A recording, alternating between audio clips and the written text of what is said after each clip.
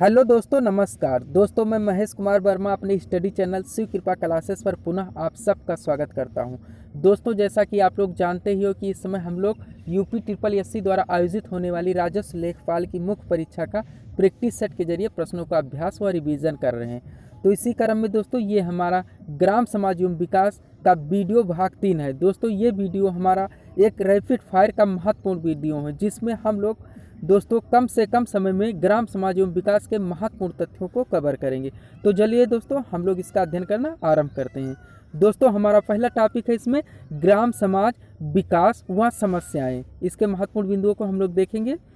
दोस्तों हमारा पहला पॉइंट है 2 अक्टूबर 1952 को सामुदायिक विकास कार्यक्रम प्रारंभ किया गया। दोस्तों पहला पॉइंट है हमारा 2 अक्टूबर 1952 को सामुदायिक विकास कार्यक्रम प्रारंभ किया गया। तो दोस्तों पूछा जाएगा क्वेश्चन आपसे कि सामुदायिक विकास कार्यक्रम कब प्रारंभ किया गया, तो 2 अक्टूबर 1952 को।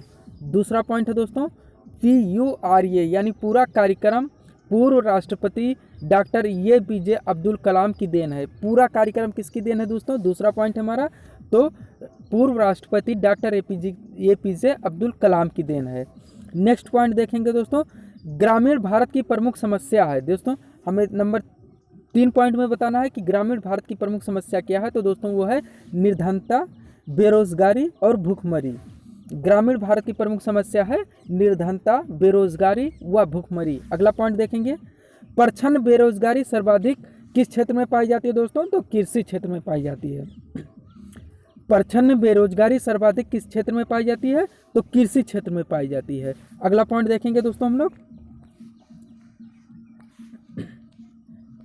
खंडसारी उद्योग कौन सा उद्योग है दोस्तों? तो खंडसारी उद्योग ये ग्रामीण उद्योग है। आपका पॉइंट है दोस्तों खंडसारी उद्योग ग्रामीण उद्योग है। नेक्स्ट पॉइंट देखेंगे, ग्राम स्तर पर भू प्रबंधन समिति का सचिव लेखपाल होता है। ग्राम स्तर पर भू प्रबंधन समिति का सचिव कौन होता है दोस्तों? तो लेखपाल होता है। कौन? लेखपाल होता है। अगला पॉइंट देखेंगे, जिसके पास 1 हेक्टेयर से कम भूमि हो उसे सीमांत कृषक कहा जाता है। दोस्तों तो पूछा जाएगा कि सीमांत कृषक में कौन शामिल होते हैं? तो वह किसान शामिल होते हैं जिनके पास 1 हेक्टेयर से भी कम भूमि होती है। अगला पॉइंट 20 सूत्रीय कार्यक्रम। दोस्तों 20 सूत्रीय कार्यक्रम से हमारा अगला पॉइंट इंदिरा गांधी के कार्यकाल में प्रारंभ किया गया था। जो दोस्तों ऐसा पूछा जा सकता है आपके 20 सूत्रीय कार्यक्रम किस प्रधानमंत्री के कार्यकाल में प्रारंभ किया गया? तो इंदिरा गांधी के कार्यकाल में प्रारंभ किया गया था। क्या दोस्तों? 20 सूत्रीय कार्यक्रम। अगला पॉइंट देखेंगे, चकबंदी का संबंध किससे है दोस्तों? तो भूमि सुधार से है। चकबंदी का संबंध दोस्तों तो भूमि सुधार कार्यक्रम से है। चकबंदी का संबंध भूमि सुधार कार्यक्रम से है। अगला पॉइंट देखेंगे मनरेगा। दोस्तों अगला पॉइंट हमारा मनरेगा से है। मनरेगा को विश्व बैंक ने विश्व का सबसे बड़ा सार्वजनिक कार्य योजना माना है। दोस्तों विश्व बैंक ने सबसे बड़ा सार्वजनिक कार्य योजना किसको माना है? तो मनरेगा को माना है। अगला पॉइंट मनरेगा का पूर्ण रूप बताना है दोस्तों। तो क्या होता है? महात्मा गांधी राष्ट्रीय ग्रामीण रोजगार कार्यक्रम। मनरेगा का पूर्ण रूप है महात्मा गांधी राष्ट्रीय ग्रामीण रोजगार कार्यक्रम। अगला पॉइंट देखेंगे, जिला स्तर पर मनरेगा का परिचालन दोस्तों किसके द्वारा होता है? यह हमें बताना है। जिला स्तर पर मनरेगा का परिचालन तो दोस्तों जिला ग्राम्य विकास अभिकरण द्वारा किया जाता है। जिला स्तर पर मनरेगा का परिचालन जिला ग्राम्य विकास अभिकरण द्वारा किया जाता है। अगला पॉइंट देखेंगे, सांसद आदर्श ग्राम योजना के अंतर्गत। अगला पॉइंट है हमारा संसद आदर्श ग्राम योजना के अंतर्गत प्रत्येक संसद सदस्य को सन 2019 तक 3 ग्रामों का चयन करके उनका विकास करना है। दोस्तों सांसद आदर्श ग्राम योजना के अंतर्गत प्रत्येक संसद सदस्य को सन 2019 तक दोस्तों 3 ग्रामों का चयन करके उनका विकास करना था। अगला पॉइंट देखेंगे, अगला पॉइंट हमारा चिपको आंदोलन से है। चिपको आंदोलन का संबंध वनों के अवैध कटान को रोकने से है। दोस्तों चिपको आंदोलन का संबंध पूछा जा सकता है। हम लोग जानते हैं दोस्तों इसका शुरुआत उत्तराखंड में दोस्तों हुआ था। तो चिपको आंदोलन का संबंध दोस्तों वनों के अवैध कटान से है। वनों के अवैध कटान से है। अगला पॉइंट निर्मल भारत अभियान का संबंध बताना है। निर्मल भारत अभियान का संबंध तो गांव में स्वच्छ शौचालयों एवं स्वच्छ वातावरण के विकास से। निर्मल भारत अभियान का संबंध गांव में स्वच्छ शौचालयों एवं स्वच्छ वातावरण के विकास से है। अगला पॉइंट दोस्तों आप इन पॉइंटों को कॉन्सेंट्रेट होकर सुने दोस्तों, ये कम से कम समय में आपके रैपिड फायर के पॉइंट हैं जो महत्वपूर्ण बिंदुओं को ग्राम समाज एवं विकास के कवर कर रहे हैं। तो चलिए दोस्तों हम लोग अगला पॉइंट देखते हैं।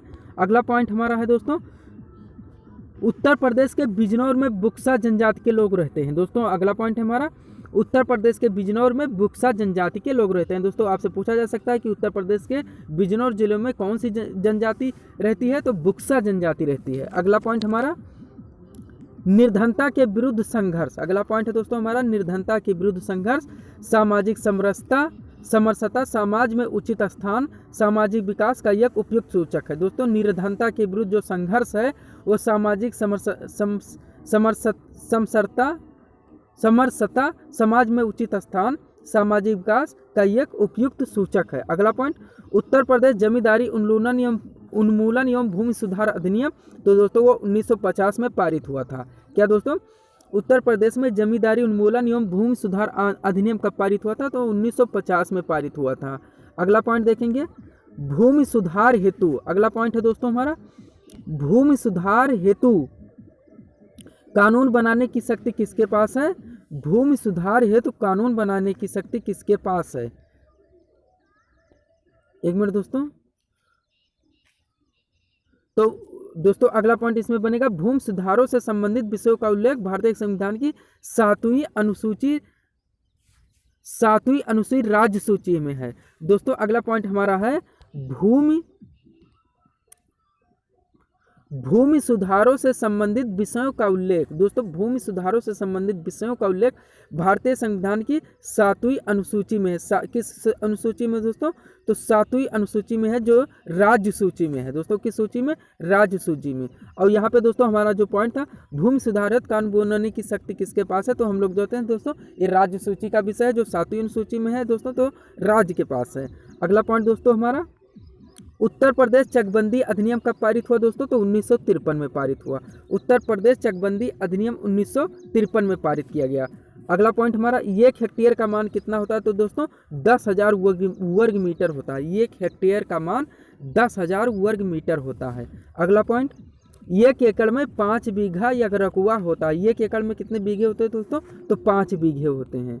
अगला पॉइंट, उत्तर प्रदेश में भू क्षेत्रफल मापन की सबसे छोटी इकाई क्या है दोस्तों, विश्वान्वी है। हम लोग जाते हैं, इसका नाम दोस्तों विश्वा भी कहा जाता है। उत्तर प्रदेश में भू क्षेत्रफल मापन की सबसे छोटी इकाई दोस्तों विश्वांशी है, या इसको दोस्तों हम लोग विश्वा भी कहते हैं। अगला हमारा टॉपिक है दोस्तों, कृषि भूमि सुधार। अगला हमारा पॉइंट है, कृषि भूमि सुधार। चलिए दोस्तों हम लोग इसको देखते हैं। भूमि सुधार यानी लैंड रिफॉर्म के अंतर्गत भूमि से संबंधित कानूनों तथा प्रथाओं में परिवर्तन आते हैं, या सरकार द्वारा आरंभ की जाती है या सरकार के समर्थन से चलाई जाती है, जिसमें मुख्यतः कृषि भूमि के पुनर्वितरण पर बल दिया जाता है। कृषि भूमि के पुनर्वितरण पर बल दिया जाता है। आगे हम लोग इसमें देखेंगे। अगला पॉइंट है दोस्तों हमारा, उत्तर प्रदेश की भौतिक संरचना एवं जलवायु। उत्तर प्रदेश की भौतिक संरचना एवं जलवायु, इसको हम लोग देखेंगे दोस्तों।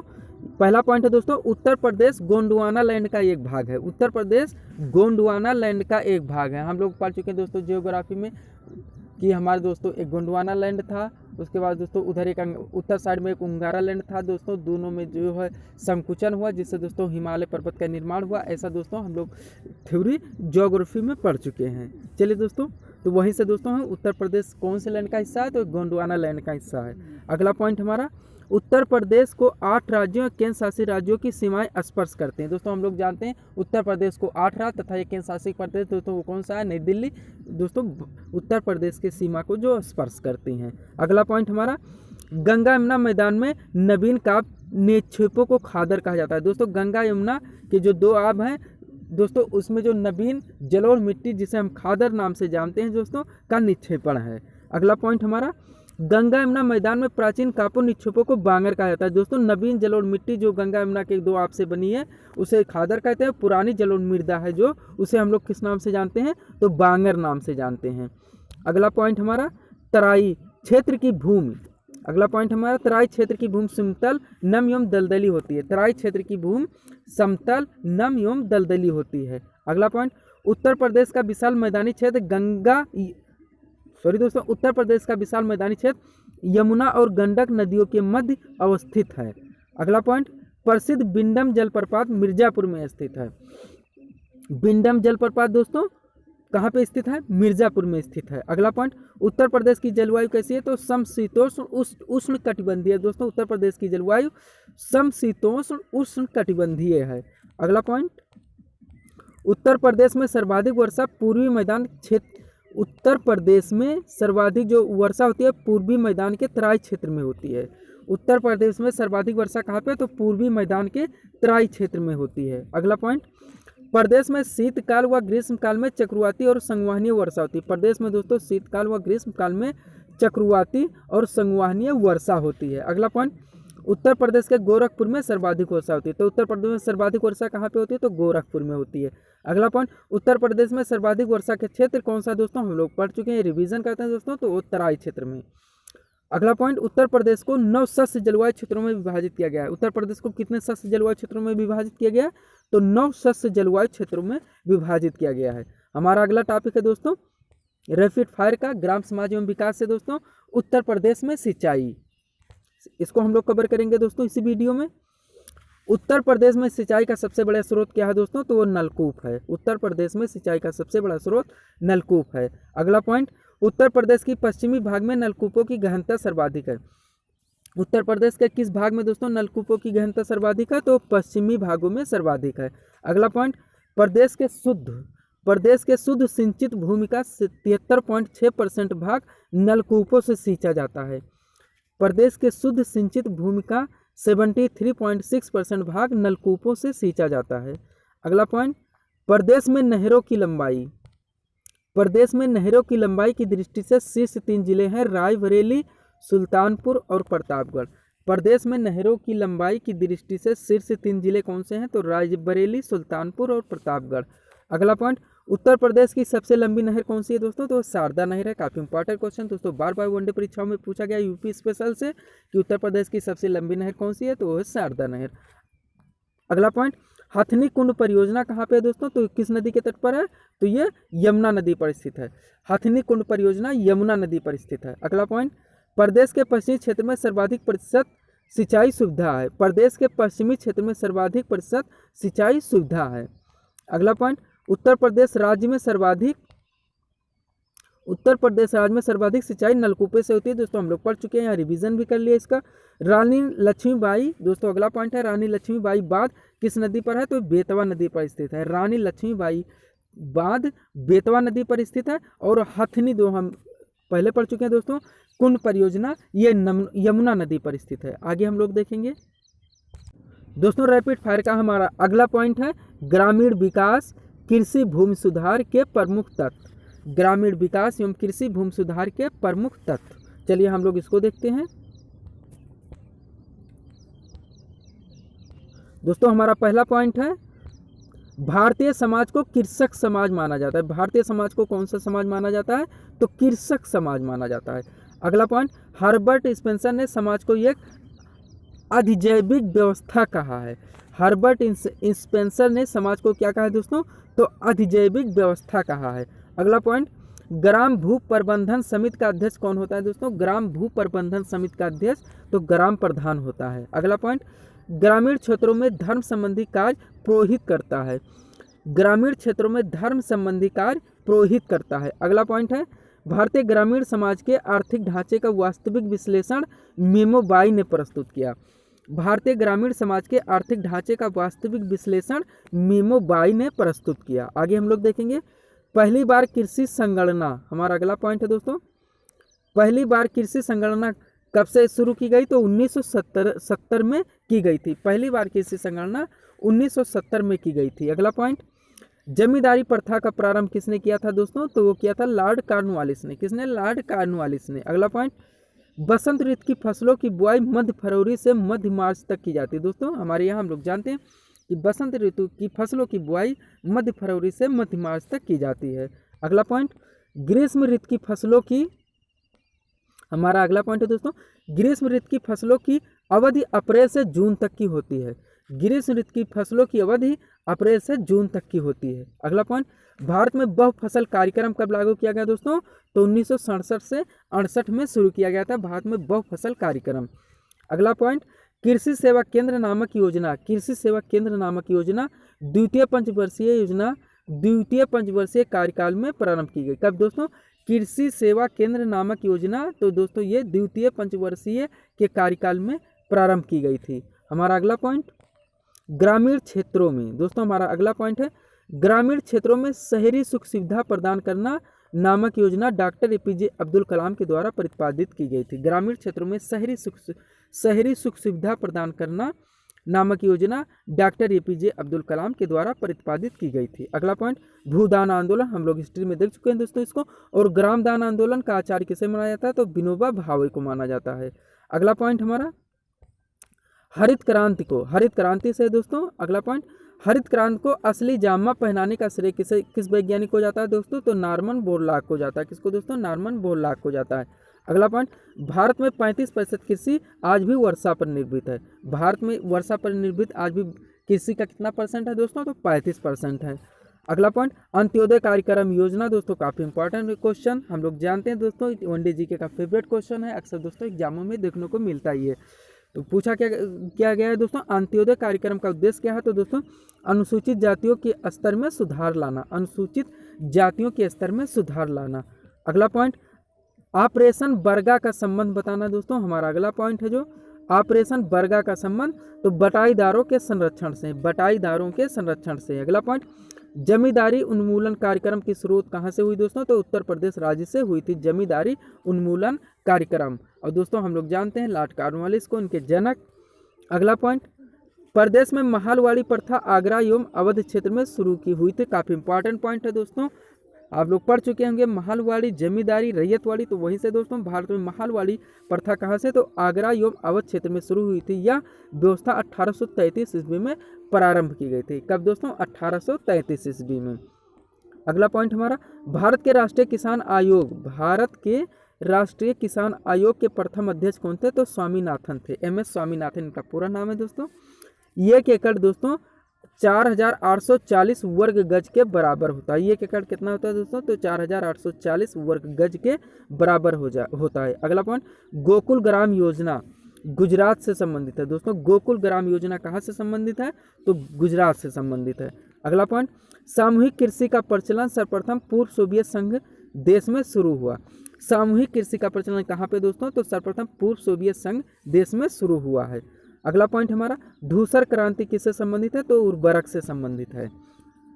धूसर क्रांति उर्वरक से संबंधित है। आगे देखेंगे दोस्तों हम लोग, भारत में प्रशासन की भूत आधारभूत इकाई, भारत में प्रशासन की आधारभूत इकाई क्या है दोस्तों? तो गांव होते हैं। अगला पॉइंट, ग्राम सभा पंचायत क्षेत्र के मतदाता के रूप में पंजीकृत सदस्यों से, दोस्तों आगे इसको देखेंगे, ग्राम सभा पंचायत क्षेत्र के मतदाता के रूप में पंजीकृत सदस्यों से, तो हम लोग वहाँ पे पढ़े थे कि ग्राम सभा ग्राम पंचायत के पंजीकृत सदस्यों के से होती है। वहाँ के जो दोस्तों ग्राम सभा का निर्माण ग्राम सभा में रहने वाले व्यक्तियों के पंजीकृत से होती है। ग्राम सभा का निर्माण जो वहाँ के दोस्तों वोटर होते हैं। अगला पॉइंट, या पंजीकृत सदस्य होते हैं। अगला पॉइंट है दोस्तों हमारा, भारत में सामान्यतः खेती की मिश्रित खेती की पद्धति अपनाई जाती है। भारत में सामान्यतः कैसी पद्धति अपनाई जाती है खेती की दोस्तों? तो मिश्रित खेती की पद्धति अपनाई जाती है। किसकी दोस्तों? मिश्रित खेती की पद्धति अपनाई जाती है। अगला पॉइंट, ड्रिप सिंचाई पद्धति का जन्मस्थान पूछा जा रहा है दोस्तों, तो इजराइल को माना जाता है। ड्रिप सिंचाई पद्धति का जन्मस्थान इजराइल को माना जाता है। अगला पॉइंट है, भारत सरकार द्वारा राष्ट्रीय किसान आयोग का गठन दोस्तों कब किया गया था? राष्ट्रीय किसान आयोग का गठन, काफ़ी इंपॉर्टेंट फैक्ट, तो दोस्तों 1904 में हुआ था राष्ट्रीय किसान आयोग का गठन। अगला पॉइंट, गांव के नक्शे को क्या कहते हैं दोस्तों? गांव के नक्शे को सजरा कहते हैं। गांव के नक्शे को दोस्तों सजरा कहा जाता है। अगला पॉइंट है हमारा दोस्तों, ग्राम पंचायत सदस्य हेतु आयु पूछी जा रही है दोस्तों। ग्राम पंचायत सदस्य हेतु आयु, अगला पॉइंट हमारा दोस्तों, ग्राम पंचायत सदस्य हेतु आयु तो 21 वर्ष निर्धारित की गई है। खसरा में कुल दोस्तों 21 खाने होते हैं। अगला पॉइंट हमारा दोस्तों, खसरा में कितने खाने होते हैं? तो टोटल 21 खाने होते हैं। अगला पॉइंट, ग्राम पंचायत सदस्यों का कार्यकाल कितना होता है दोस्तों, तो 5 वर्ष होता है। और प्रत्येक जिले में, अगला पॉइंट है हमारा, प्रत्येक जिले में सबसे बड़ा राजस्व अधिकारी तो कलेक्टर होता है दोस्तों। प्रत्येक जिले में सबसे बड़ा राजस्व अधिकारी कौन होता है दोस्तों, तो कलेक्टर होता है। हमारा अगला पॉइंट, उत्तर प्रदेश की एक प्रमुख व्यावसायिक फसल क्या है दोस्तों, उत्तर प्रदेश की एक प्रमुख व्यावसायिक फसल तो गन्ना है। अगला पॉइंट, पर्यावरण सुरक्षा नियम कब पारित किया गया, तो 1986 में पारित किया गया। हम लोग जानते हैं, काफ़ी हाईलाइटेड, काफ़ी इंपॉर्टेंट क्वेश्चन दोस्तों, बार बार हम लोग इसको पढ़ते भी आ रहे हैं। अगला पॉइंट हमारा, भारत में प्रथम कृषि विश्वविद्यालय की स्थापना दोस्तों कहाँ की गई थी, तो पंतनगर में की गई थी। भारत में प्रथम कृषि विश्वविद्यालय की स्थापना तो पंतनगर में की गई थी। अगला पॉइंट, सघन कृषि जिला कार्यक्रम कब शुरू किया गया दोस्तों, तो 1960 में शुरू किया गया था। अगला पॉइंट है, 1994 के संशोधन अधिनियम द्वारा ग्राम प्रधान पद की न्यूनतम आयु कितनी दोस्तों, तो 30 वर्ष से घटाकर 21 वर्ष की गई थी। कब, 1994 के संशोधन अधिनियम द्वारा ग्राम प्रधान पद की न्यूनतम आयु 30 वर्ष से घटाकर 21 वर्ष की गई है। अगला पॉइंट है दोस्तों, ऑपरेशन फ्लड कार्यक्रम से जो दोस्तों ऑपरेशन फ्लड कार्यक्रम 1970 में राष्ट्रीय डेयरी विकास बोर्ड द्वारा शुरू किया गया था। ऑपरेशन फ्लड कार्यक्रम कब शुरू किया गया, तो 1970 में, और ये राष्ट्रीय डेयरी विकास बोर्ड द्वारा शुरू किया गया था, राष्ट्रीय डेयरी विकास बोर्ड द्वारा। दोस्तों हम लोग जानते हैं इनके जन्मदाता कौन बोले जाते हैं, वर्गीस कुरियन। अगला पॉइंट, किसी गांव के भूखंडों को विशिष्ट क्रमांक से दर्शाने वाला मानचित्र खसरा कहलाता है। किसी गांव के भूखंडों को विशिष्ट क्रमांक से दर्शाने वाला मानचित्र खसरा कहलाता है। हमारा अगला पॉइंट है, हरा सोना नाम से किसे जाना जाता है दोस्तों, हरा सोना नाम से, तो अफीम फसल को हरा सोना के नाम से जाना जाता है। हमारा अगला पॉइंट था दोस्तों ये, हरा सोना नाम से किस फसल को जाना जाता है, तो अफीम को जाना जाता है। नेक्स्ट पॉइंट दोस्तों, उत्तर प्रदेश की महत्वपूर्ण खाद्यान्न फसल तो गेहूं है। अगला पॉइंट, शाहजहानी जरीब की कुल लंबाई, शाहजहानी जरीब की लंबाई तो 165 फीट होती है। शाहजहानी जरीब की कुल लंबाई तो 165 फीट होती है। अगला पॉइंट, शुष्क खेती में वार्षिक वर्षा तो 50 सेंटीमीटर से भी कम होती है। यानी किस खेती को शुष्क खेती मानी जाती है, तो वहाँ पे दोस्तों जहाँ पे 50 सेंटीमीटर से भी कम वर्षा होती है। अगला पॉइंट, वृक्षों तथा झाड़ियों की कृषि जिनमें उनका संरक्षण तथा संवर्धन होता है उसे क्या कहते हैं, तो ओरिकल्चर कहा जाता है। वृक्षों तथा झाड़ियों की कृषि जिनमें उनका संरक्षण तथा संवर्धन होता है क्या कहलाता है दोस्तों, ओरिकल्चर कहलाता है। अगला पॉइंट, पादपालय। अगला पॉइंट है दोस्तों हमारा, पादपालय नियंत्रित परिस्थितियों में पौधे उगाने की एक सुविधा है। दोस्तों पादपालय जो है उन नियंत्रित परिस्थितियों में पौधे उगाने की एक सुविधा है। अगला पॉइंट, भारत अपनी दलहनी खपत का 55% भाग उत्पादन करता है। कितना परसेंट दोस्तों, भारत अपनी दलहनी खपत का, जितना उसका दोस्तों दलहनी खपत है हमारे देश का, उसका हम लोग उत्पादन करते हैं कितना परसेंट, तो 55%। अगला पॉइंट, दाखिल खारिज की रिपोर्ट न्यायालय में तहसीलदार प्रस्तुत करता है। दाखिल खारिज की रिपोर्ट न्यायालय में तहसीलदार प्रस्तुत करता है। अगला पॉइंट, जिला स्तर पर शांति व्यवस्था बनाए रखने का उत्तरदायित्व जिलाधिकारी करता है। दोस्तों जिला स्तर पर शांति व्यवस्था बनाए रखने का उत्तरदायित्व जिलाधिकारी करता है। आगे देखेंगे हम लोग, राजस्व न्यायालय में दोस्तों अगला पॉइंट है हमारा, राजस्व न्यायालय में सबसे निम्न स्तर पर नायब तहसीलदार न्यायालय होता है। राजस्व न्यायालय में सबसे निम्न स्तर पर कौन सा न्यायालय होता है, तो नायब तहसीलदार का न्यायालय होता है। अगला पॉइंट, उत्तर प्रदेश में अभी तक एक बार चकबंदी कार्यक्रम पूरा किया जा चुका है। दोस्तों हमारा एक पॉइंट है, उत्तर प्रदेश में अभी तक एक बार चकबंदी कार्यक्रम पूरा किया जा चुका है। अगला पॉइंट, भूमि के खसरा खतौनी लेख तैयार करने हेतु लेखपाल या पटवारी उत्तरदायी होता है। दोस्तों ये हमारा लास्ट पॉइंट है, उत्तर प्रदेश के खसरा खतौनी लेख तैयार करने हेतु दोस्तों लेखपाल या पटवारी उत्तरदायी होता है। इस तरह से दोस्तों हम लोगों ने रैपिड फायर प्रश्नों के जरिए काफ़ी कम समय में दोस्तों उत्तर प्रदेश के ग्राम समाज एवं विकास को दोस्तों एक प्रमुख रूप से समझने का प्रयास किया है। दोस्तों आप इस वीडियो को कंसंट्रेट होकर देखें, इसका दोस्तों पुनः रिवीजन करें, आपके कम से कम समय में दोस्तों अधिक से अधिक प्रश्नों को दोस्तों अध्ययन कराते हैं दोस्तों, जो आपके एग्जाम के दृष्टि से राजस्व लेखपाल की मुख्य परीक्षा के लिए काफ़ी महत्वपूर्ण है। तो दोस्तों इसी तरह के वीडियोस के लिए आप हमारे चैनल शिव कृपा क्लासेस से जुड़ें और चैनल को सब्सक्राइब करें, ताकि हमारे द्वारा दिए जाने वाले आप सभी वीडियो क्रम से सबसे पहले देख चुके। तो मिलते हैं दोस्तों अपने अगले टॉपिक में। Thanks for watching.